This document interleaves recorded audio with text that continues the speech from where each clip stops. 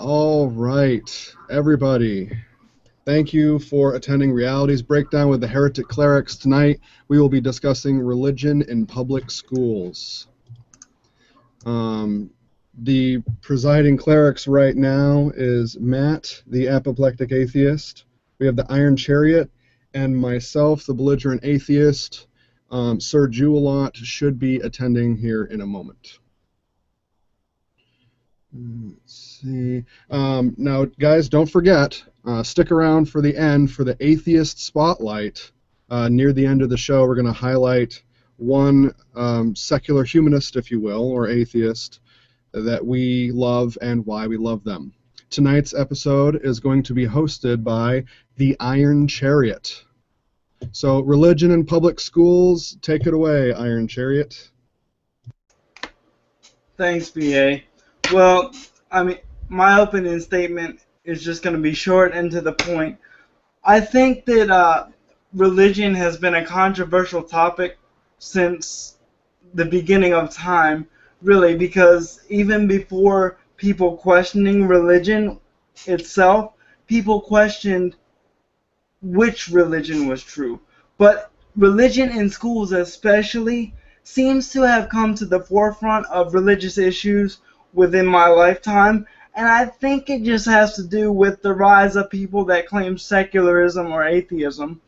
And the problem with religion in schools is that they want to put it in the science class. Now, don't misunderstand me. I definitely think that religion has a place in school, but it has a place in school more in either an elective class or maybe a philosophy class, or you could even argue that it has a place in a world history class, because it has been part of human history, and I think it is necessary to know about religion, to understand human history, and certain sects of literature.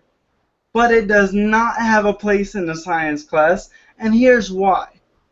It can't be tested, it can't be observed, and therefore it cannot be classified as science. And you have places around the country that are trying to argue that both the scientific theories and the creation theory should get equal time in the science classroom. But why would you waste time in a science classroom on teaching curriculum that has nothing to do with science? Religion is about the supernatural. It's about things that can't be seen. And science is exactly the opposite. Science is about taking observable data and learning from it, not taking it on faith. There's nothing scientific about religion, and therefore it has no place in the science classroom. Again, if you want to put it in a philosophy class or a world history class or a cultures class, that's another story. I definitely think that religion has a place in schools just because of how big of a role it has played in humanity's history, but not in the science class. And with that, I'm going to open this up to discussion. I couldn't agree more. I don't think it should have a place in our Pledge of Allegiance either. I'd like to add that. But, yeah, I mean, there should. I'm not opposed to a religion class even, or maybe even a social studies covering world religions for, like, part of the year. But now, like, I don't know. I don't think social studies should be taken over by religion, you know, obviously. But obviously an elective class is perfectly fine. But, yeah, I think the problem comes from, I think a lot of religious people want to give religion credibility, and putting it up against science gives it some type of pseudo-credibility, while also I think a lot of them would argue that science is a religion in itself, which is completely idiotic, but yeah, I don't know if anybody has anything to say on that, but... Well, see, the thing is people say that scientists have faith, but even outside of the normal responses, scientists don't. What religious people mistake as faith is more trust, because even scientists can't spend time, observing everything that goes on outside of their field. But the thing is science has built that trust because when it says something, you can look and see that they have proven what they're saying to be true. And therefore, you're more apt to trust, and you're more justified in trusting science than you are religion. You see what I'm saying? I think a lot of what religious people mistake as faith on science's part is more trust.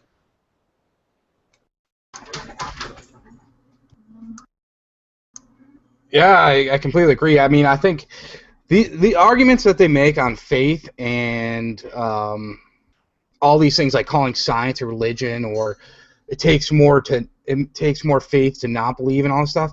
All at best they're doing whenever they do this is trying to bring us down to their level and make us equal. They're just showing how weak their position is by saying, "Oh, well, it takes faith for you too." It's like, okay, so you're bringing me from up here down to here on your level. You're not doing your argument any justice by doing that. The worst you're doing is bringing us down to your level. You know what I mean? It's an idiotic argument. But I know. I want to say I know what you're saying, where they say it's on faith, and they definitely confuse faith with trust, because the more you whittle away at the faith thing, the more that their arguments get boiled down to where they realize they're just believing in something with lack of evidence. So they try to replace it with trust, or try to use magical words or whatever, like word salads and stuff like that, or weird terminology to try to cover up the fact that they're just believing in something without any evidence, which is not what science is doing, by the way. We certainly pose hypotheses, and then we test and verify fact. The one thing that I would like to highlight right now is that religion is often taken into consideration. It's often taken as truth because, for one reason, it's easy. It's easy to say all the answers in the universe are because God works in mysterious ways, and we can never seem to understand, and we'll never be able to understand why God does the things that they do. And it's easier to say that than it is to go out and test why an apple falls from a tree. It's easier to say that than to calculate orbit of planets around the sun, and to calculate gravity's effects on one celestial object to another. It's easier to say that than spectrum analysis. It's easier to say that than look at spectral shift. So it's a lot easier for anyone to look inside of that book and to find all the limited answers, and whichever answers they don't find, they're like, oh, well, God did it because God is all powerful, which actually the Bible never states that God is omnipotent, but they like to say that, and by they I mean theists. Theists like to say that their God, in this case, of course, we're talking about Yahweh, the Christian God, that Yahweh can do anything within the realm of possibility and outside of the realm of possibility because it's Yahweh. And that makes it very easy for everyone to get by. They don't have to do any thinking. They don't have to push themselves to work any harder than they want to.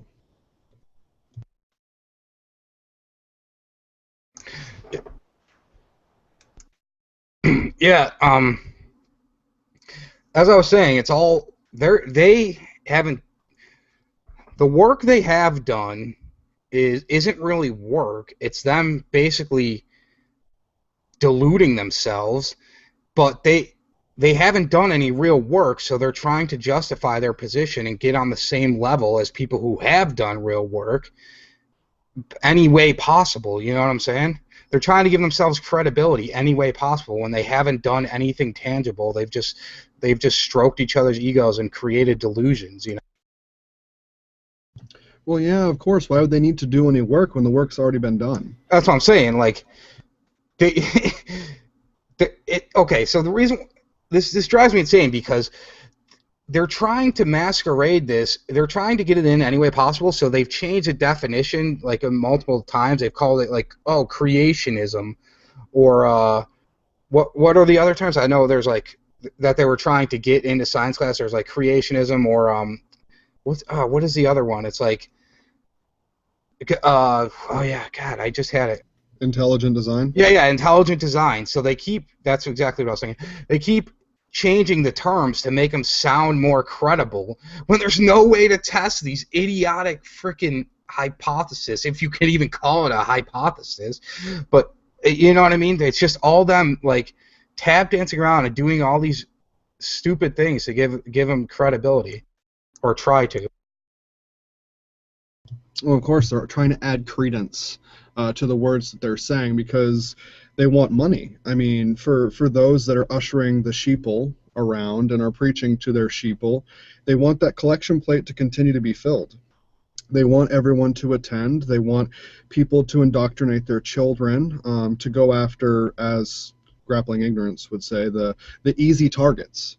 You know, they want to go after the easy targets, the ones that are already believing, and grab those children that, you know, a mother is God in the eyes of a child. And that's an old cliche that is a great way to remember that children will believe what you say because they trust you. They trust that you wouldn't lead them astray.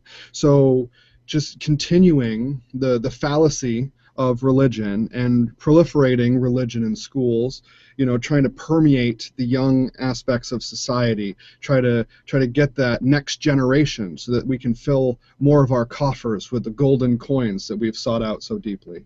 You know, it's that continued income so that they can fund their $4 million private jet, you know? I think there's more to it than just money. Well, that's obviously a prime driver for some of these people, but I think a lot of it is justification for themselves. They feel like the more people they can convince and the more that they can push their agenda, the more it reaffirms them in their own mind that they're right, because they don't have a lot of things to grasp onto. You know what I'm saying? They don't have a lot. They got to take what they can get and push it on people to feel better about themselves.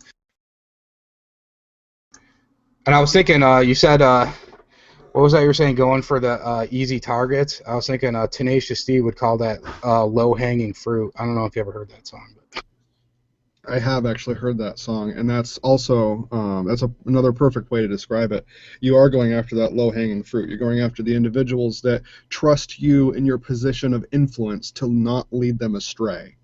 And there are so many different positions of influence in society, and one of them has always been regarded as the preacher. I would like to see that change. Of course, I'm sure you guys would like to see it change too. That's why, you know, we have our meetings once a week, and that's why we talk about the things we do in our channels and all of that. But that is not a position of power that should be played, and they shouldn't be able to walk into our schools to walk at any level. I don't care what, even for basic education, it should be maybe a review of what people have learned. Like the Iron Chariot was saying before, is that it was a start for society. It was a great start. It helped us. It motivated us to ask questions when we were just intelligent enough to ask them, and we had not yet formed the intelligence to answer them. And that's one way that I look at it. And now that we have the intelligence that we can answer those questions and we can study and test and experiment, we can and should be looking to answer those questions instead of forcing our forcing our children to pray in school and to force them to accept a design, intelligently or not, as I would like to portray it, as the truth, when clearly we have such a huge mountain of evidence that it's just ridiculous to think any other way. I agree, and I just like to say, who are they? BA hit on it. It's all about force, okay? this stuff is they're trying to force this stuff in the door of schools. And who the hell are they to try and force their personal belief? It's called a personal belief for a reason. If you share it with everybody and their mother, it's no longer a personal belief. And you don't see scientists knocking down the doors of Sunday school talking about science needs to be taught in Sunday school. So who the hell are they to try and knock down the doors of science classes and tell science teachers what they should be teaching? Well, I wanted to touch on something, and it ties into this. So, BA was just discussing that the parent and child relationship and how children are going to take what their parents say as almost as they would a god, and that's the same structure that these people are trying to create. It's the same with conservatives. I mean, I'm not really political, but I see it all the time. It's like really conservative people, they feel like there's these statuses above them, and anybody above them, above you, is almost like a godlike status. You have to do whatever they say. They're the expert. You have to take whatever they say at face value.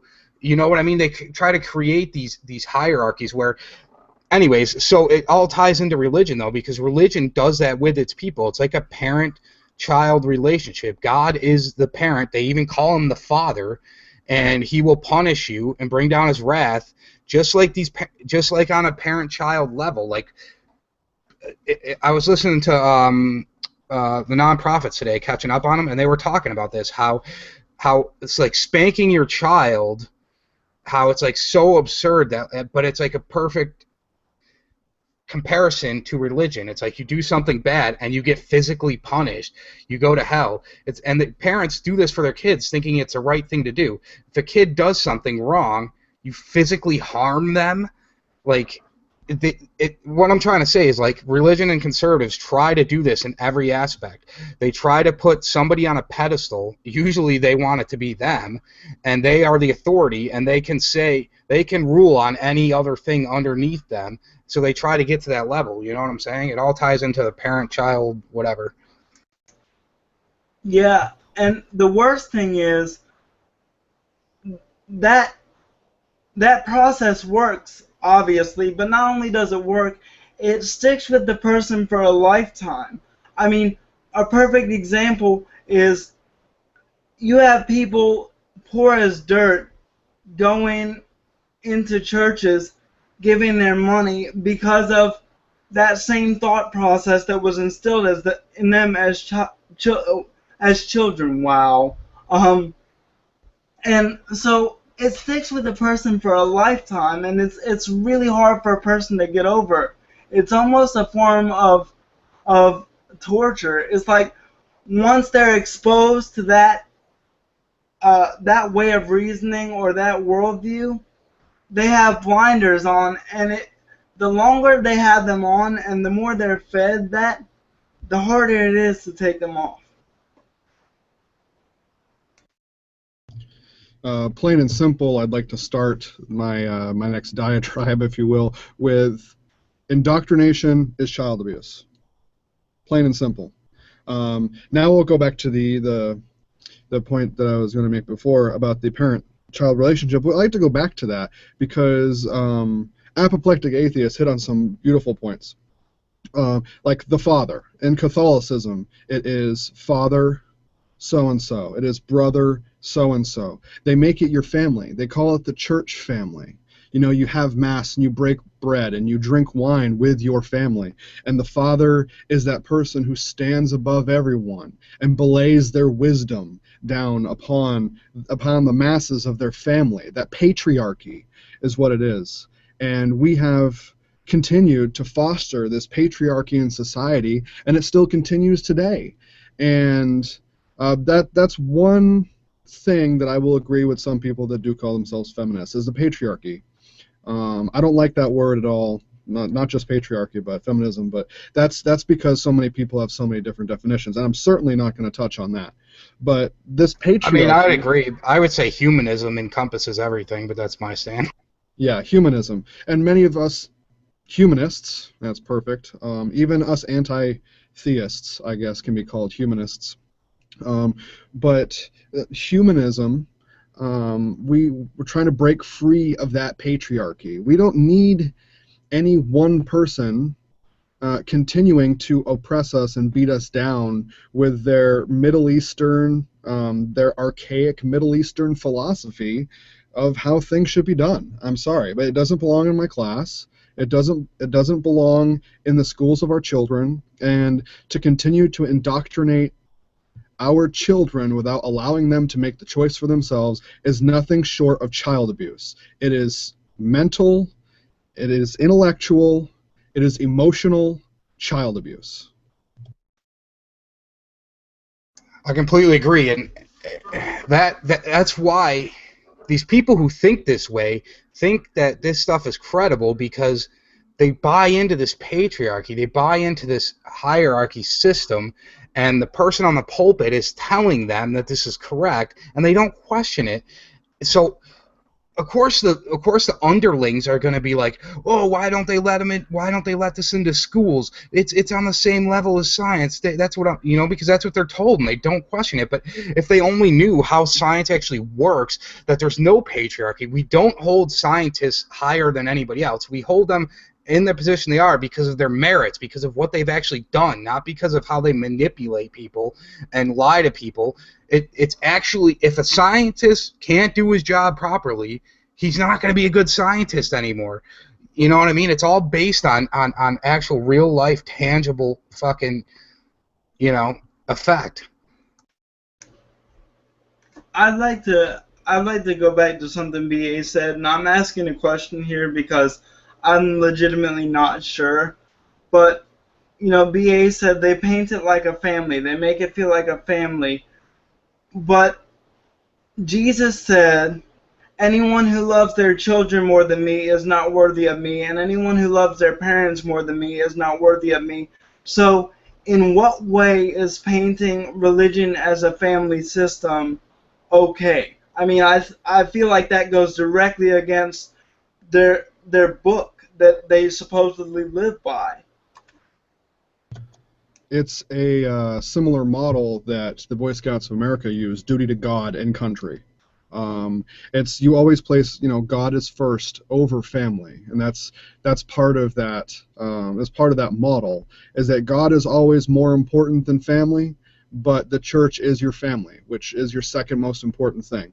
There are even churches that are less traditional, less fundamentalist, that will discuss family being first, but they will say something to the nature of, family is always the most important thing, and God is at the head of our family as our Father, as the All-Father, as the Lord of all creation, and the Father of all life and creation in the universe as we know it. And that's how they justify it, because they bring God into that family. So it depends on the culture. It depends on the society that the religion is working in as to how God is painted. Either in certain societies, God is a lord, is it like an overlord, like you can imagine in some of your more third world countries, where God would be an authoritative figure trying to make sure that you're always doing the right thing, in that type of police state environment. Whereas in the United States, you can look at more of the South as your family-oriented church family. Even some parts of the North, the Northeast, those are the two areas that I've had experience with in the past. But even some parts of the Northeast, they try to bring everyone together by putting God at the head of their family. And then in the Southeast is much more deeply family-oriented, and God is the head of the community. God is the head of the family. So that, I think, did I answer your question? Yeah, you did, and I definitely appreciate that. I understand a little better now, and I guess in religious context that would make sense. And I just have to say, you did bring up the Boy Scouts, God and country, and I think it's kind of funny that God and country are mentioned together almost as if they're equal. And I know that doesn't have anything to do with it. I just find that almost mind-blowingly funny. Yeah, but they'll always mention God first, because God is first, and then country. And these are the same people that will come into come into our schools and they will try to teach Genesis in the classroom, which is exactly what our current event is. It is Louisiana public schools are using the book of Genesis in high school science classes. And would you like to cover this, Iron Chariot? Would you like to highlight this article? Well, basically, they did a study, and they found that a good number of schools are not following or are using unconstitutional practices in the classroom. And a lot of those teachers in the schools that are being found to use unconstitutional practices are of extremely religious background, and a lot of them have even been called out on it by local secularist groups and even news stations at some points, and they refuse to follow the curriculum because it goes against their religious beliefs and the Constitution. And yet these schools are almost seemingly not even being held accountable for breaking not only, like I said, the curriculum, but the constitutional law. And Zach, I'm not sure how to pronounce his last name. Coplin? I'm going to say Coplin. He posted an article about a year ago talking about the fact that there was a trial going on to lift the law that creationism could not be taught in the classroom, or that the Bible could not be used as a teaching method in the classroom. And he warned everybody that this was going to happen and that we were losing the battle against Louisiana specifically, and that we needed to do something before it's too late. Nobody listened to him, and sure enough, Louisiana state government lifted the law that said that religion could not be used in the classroom. And so, as I understand it, now they're allowed to use the Bible as part of their teaching mechanism in science classrooms. And I don't understand how they can get away with that. Specifically, what they're teaching in the classroom and what their words they're using, like Matt was saying, is intelligent design. And they talk about, how we're losing the ground in the war against creationism, and they take these and they fearmonger all these headlines across the board to try to get that intelligent design. But Governor Bobby Jindal, okay, this guy, I believe today, if I read all the news lines, all the headlines of the news today correctly, he's running for president. By the way, just so you know, we'll add another one to the clown car in the Fundy clown car.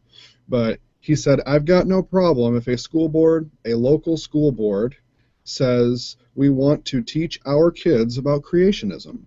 That some people have these beliefs as well. Let's teach them, the students, about intelligent design.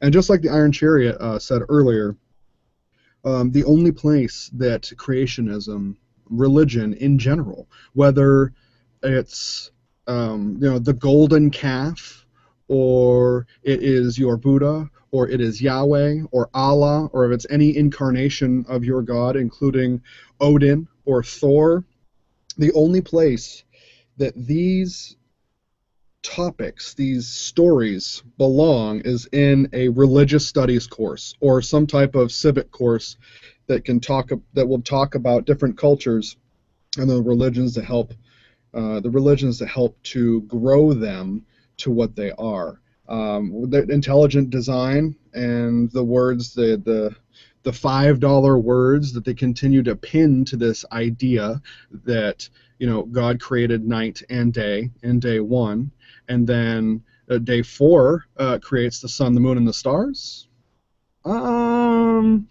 That does not belong in a science classroom. Now, if you want to talk about that in an arts classroom, you want to talk about that as a fine arts discussion or a fictional writing course, I guess, if you'd like to talk about it there. Some of us have been privy to our own fictional writing courses in high school. Stuff like that is great. But, I mean, a couple of guidelines. If you want to teach that, you want to teach intelligent design as a topic in your school, it needs to be in one of those civic courses.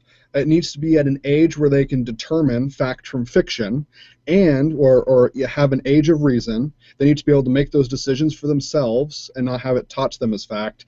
And anyone who fails to meet these guidelines, very, very simple guidelines, should not have funding as a governmental or state, federal or state-sponsored school.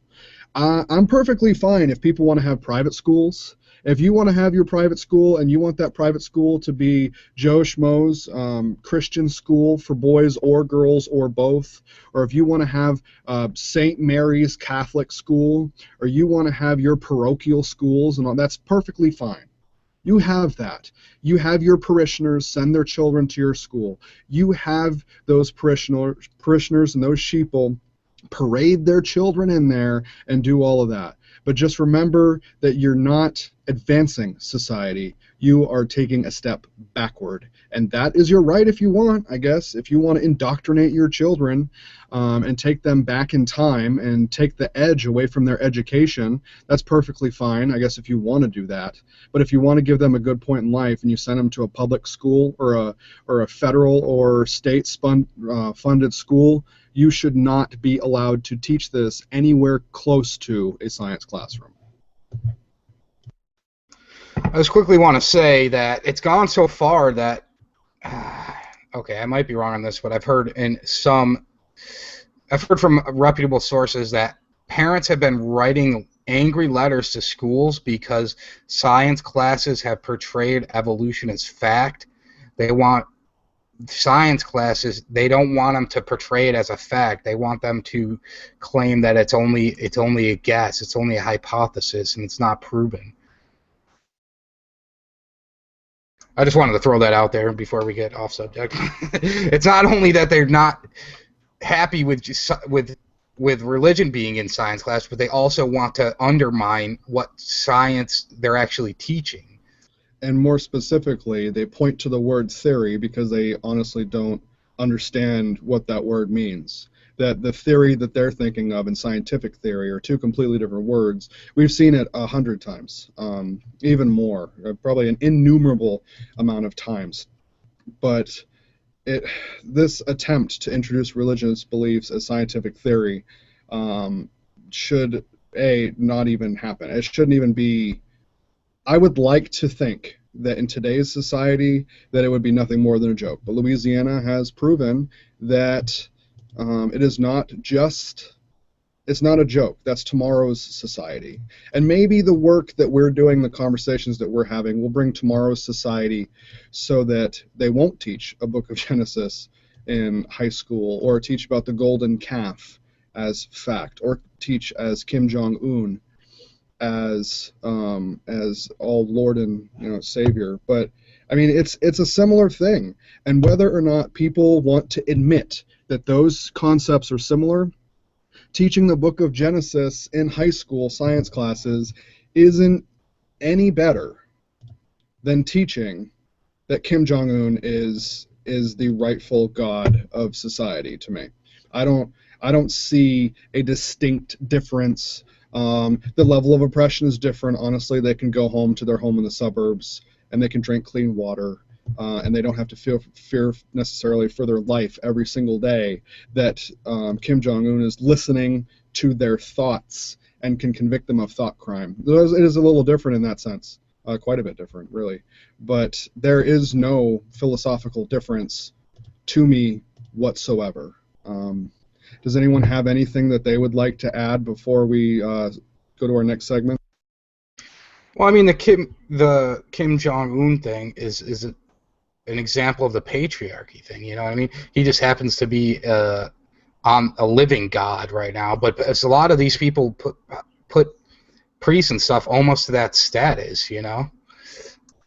But just wanted to compare that to what we were saying earlier. Yeah, he just happens to be that much better at it than some other people. All right, Matt, do you want to get the wheel? Hell yeah. All right, it's that time again in our program for the weekly scripture. What we're going to do is Matt, the apoplectic atheist, is going to spin the wheel, read the scripture, and then we're going to comment on it. Ready? Spin the wheel.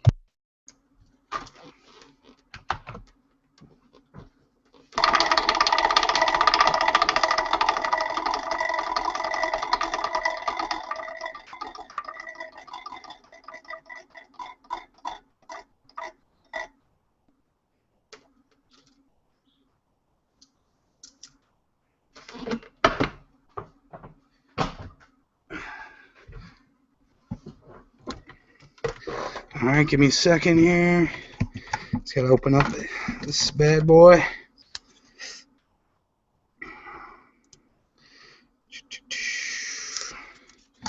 All right, not fucking around now. What do we got? Here we go. Anyone who dishonors father or mother must be put to death. Such a person is guilty of a capital offense. Leviticus 29. Yeah, there you go. It ties into our kids thing. Okay, yeah, that's kind of coincidental a little bit, except, no coincidence thing. But no, that is literally perfect. Last week we had thou shalt not, lie with a man as you do with a woman. This week, that is amazing. So yeah, dude, it's totally a sign. I'm not. I wish you guys could see it. I'm not making it up. Here, for the proof. I don't know if it's whatever. All right. So yeah, I mean, it just ties into the whole patriarchy, the whole system of honor anybody above you. I mean, it's not even a direct family thing. That's why I was trying to make the argument that like conservatives are like that too. I see it in everyday life. Like a conservative person, like it only wants to turn to an authority for everything. You know what I mean? Like, for example, I did some IT work for somebody recently, and they're arguing with me over the bill because I don't specialize in the program I help them with. And it's like, I did the job, and nobody else was willing to do the job. I did it cheaper than anybody else could, and I completed the job. Just because I'm not an authority on this one program, they want to argue with me about it because, well, I just happen to know that they're ultra conservative, but that's their main argument is this isn't your specialty, so we don't have to pay you. It's like, what? I fucking did the job. I don't know. Were they religious? Oh, totally religious, but you know what I mean? It's that whole mindset to where if you're not an expert, you don't. I don't know. They don't give you any credibility. You have to lift yourself up to this perceived status that these people want. They want a father figure. They want somebody to tell them how things are that they can turn to. You know what I'm saying? No, I get it. I was just trying to tie it into our scripture that be put to death or what have you for arguing with the the patriarchy. Yeah, I mean that's it. You can't argue. You can't fucking question authority. Yeah, and like we're saying, where children would look up to their mother and father, of whom they are not supposed to question, or else you will be put to death. Not just you're going to get a smack on the wrist. We're not going to take a ruler to your butt. We're not going to spank you and put you in the corner and put a white cap on your head. Put to death if you dishonor. Put to death if you won't listen. And that's what I'm talking about with this child abuse thing, is that this is emotional child abuse. Imagine, some of us have actually lived through this. Some of us have come out the other side of the tunnel and now are examining it from the outside. But growing up feeling like you are completely worthless, that nothing will you do will equal the sacrifice that was given to you, Whether or not you choose that sacrifice was made for you. Someone allowed themselves to be tortured to death so that you, a wretch, can be a decent person or be considered even moderately okay. And if you are to question any of that, you will burn in a lake of fire in eternal torment, non-prejudiciously, for all eternity? I mean, just because you will question someone else, you know? I mean, that I don't even know how that can't be considered child abuse. I don't know how telling your child that they are it, you know, they are worthless, they are nothing, they are a wretch, you know. I don't know how that can't be considered child abuse, and I don't know why CPS isn't called on a more regular basis. I guess the entire South would be out of children, just about.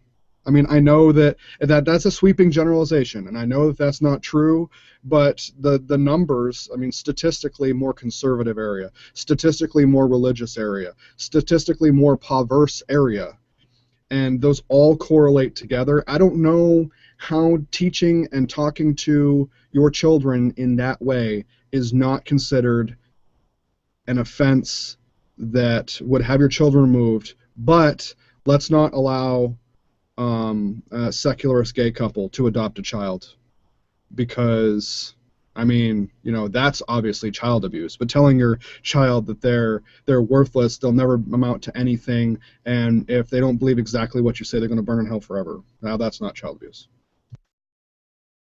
Yeah, I agree. I also don't think that scripture would be quite as big of a deal. I mean, nothing can make it okay, but I don't think it would be quite as big of a deal if it wasn't something that was, like BA said, if you dishonor your father or mother, you die. Like, it's not, you know, try to do right by your father and mother. It's do right by your father and mother or you're dead. I think it's the fear element that really, really puts it over the edge.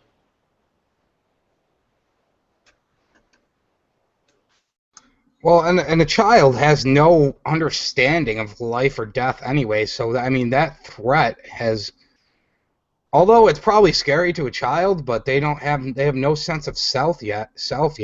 I mean, I don't know, it's so petty of an adult or anybody to have written that. I don't know. It just makes no sense to threaten children with any type of physical violence or actually physically harm them in any way or mentally or any abuse. I mean, they're not fully formed humans yet. You know what I mean? I don't know how a moral code could include anything of the sort. Agreed. And we have the age limits and age restrictions that we have for psychological reasons.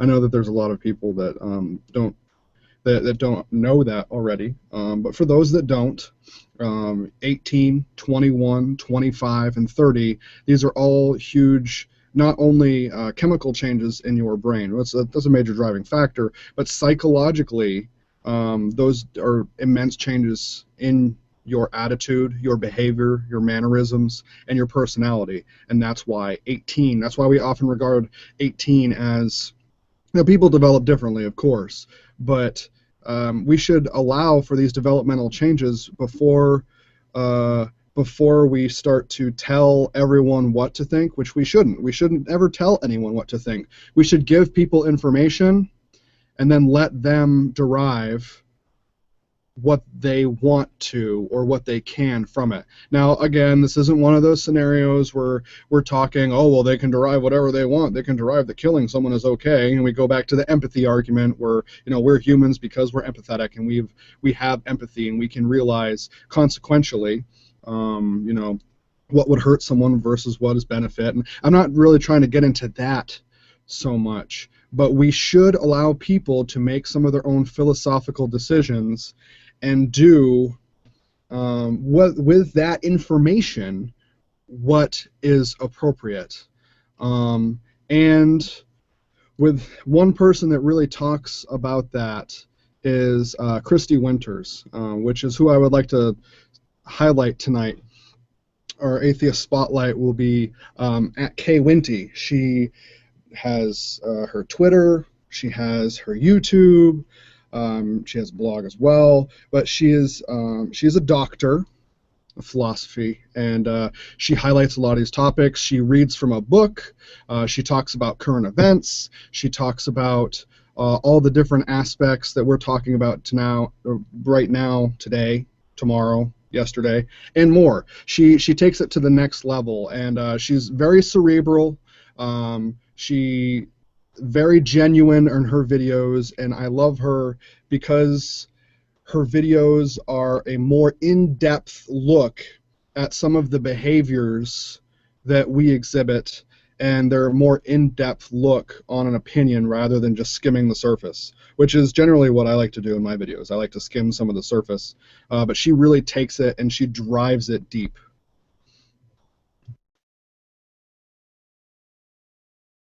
Yeah, man, she is a great atheist spotlight. I was just trying to share her Twitter screen share. I don't know if you want to screen share, but anyways, she's just, I don't know, her smile's infectious, and she's just so down to earth, and like she actually follows our YouTube, and like she's out there, like, I don't know, she's really welcoming and just a cool lady, and she's so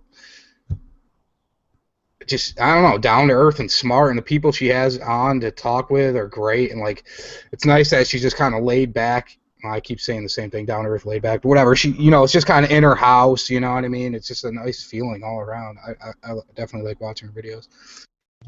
Yeah, it's therapeutic to listen to her talk. She has an entirely different tone. She's not belligerent like me. Now she does, you know, get passionate about some of her topics, but it's very psychiatric almost. She's like you said, very down to earth and calm, but she takes it to a whole new level, especially even with her like a different atheist reads, Adar. She has an Adar series where she reads chapters from this book, and she takes it forward and she just enumerates on it and elaborates on her opinion, what that could mean different ways. She's just brilliant. I really love her stuff. I can't really, I always wait for new video. I can't really get enough of it, and I'm very appreciative to what she does. Sorry, with that, that'll wrap up her the atheist spotlight. Links to everything that she has that I have access to will be in the link, and will be in the description below the video. We'll highlight her YouTube channel on the right-hand side of the Heretic Cleric page. And here, one last thing. So there was a period of time where she got doxxed, and she received death threats, and she did recover from that. But that's just an example of some of the extremism that we encounter every day with social media. Would you like to highlight some closing remarks, Matt, the apoplectic atheist? Yeah, I didn't know that she got doxxed, but I mean, that's bullshit. I'm glad nothing came of it. Yeah, she just had some death threats and stuff like that, which is still horrifying. But it just highlights the person that she is, that she continued to move forward, and she didn't let that stop her. So yeah, and she's not using it as a podium, because I didn't even know. Like, a lot of people use those things to kind of, I don't know, bolster themselves or whatever. Anyways, she's awesome. I just want to say we had a bunch of technical difficulties. BA is having trouble as our host. He has a bad internet connection in this whole state till Saturday, I guess. And Buck is having a bunch of Buck, the Jew guy, whatever, Jew a lot. He is having trouble getting in, and I don't know, so whatever. Thanks for watching, guys. Iron Chariot, do you have anything you'd like to add?